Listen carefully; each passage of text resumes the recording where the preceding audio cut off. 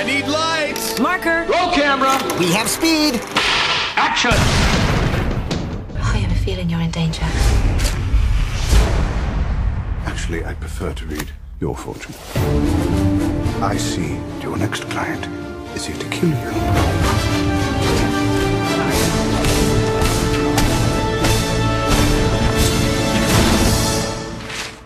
Oh, how I've missed you, Holmes. That's Robert Downey Jr. returning once again as the brilliant detective Sherlock Holmes, along with Jude Law returning as his faithful companion and partner in solving crimes, Dr. Watson, and they're going up against the toughest villain yet in the sequel, Sherlock Holmes, A Game of Shadows. Now, it used to be that Sherlock Holmes was the smartest man in the room, heck, in all of London for that matter.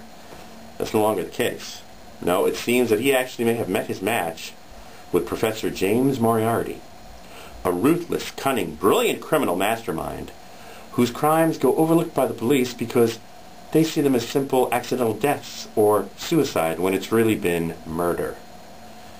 Now, Sherlock Holmes gets a lead that leads him to a gypsy named Sim, played by Noomi Rapace, who unknowingly is involved in part of Moriarty's fiendish plot. But what is the plot? Well, that's what our heroes have to discover as they go from England to France to Germany and even to Switzerland, chasing after Moriarty, trying to find out what he's up to, but he always seems to be at least one step ahead of them. And if they don't stop him, the world will never recover and never be the same. I'm knee-deep in the single most important case of my career. The clues point in one direction. Professor James Moriarty. Are you sure you want to play this game?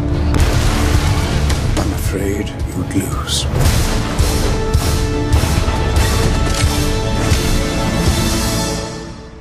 I agree it's not my best disguise, but I had to make do.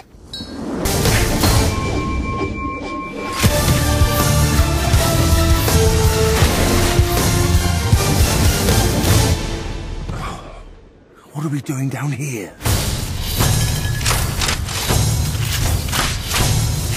We are waiting.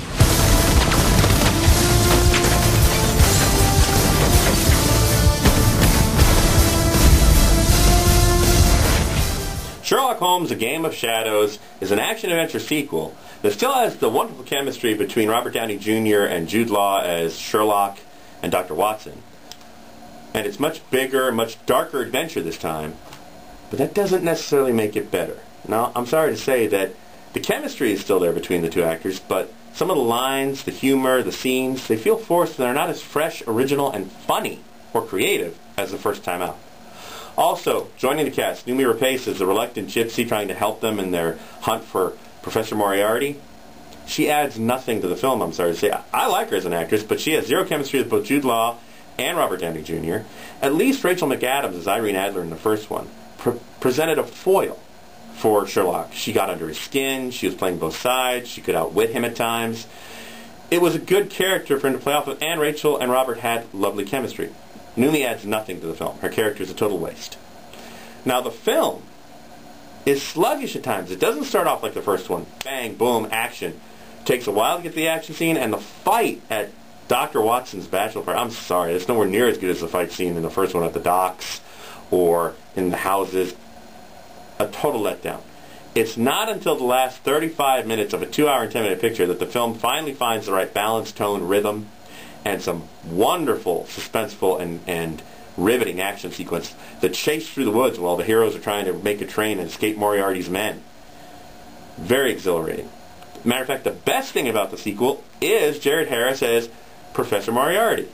Wonderfully played. The best scenes in the movie are opposite him and Robert Downey Jr. I just wish there were a little more of that and better action scenes. I'm sorry to say that Sherlock Holmes, A Game of Shadows for a sequel comes up short, nowhere near as good as the original, and that's why I'm only going to give it 2 out of 4 popcorns, and that's mostly because of Jared Harris' performance.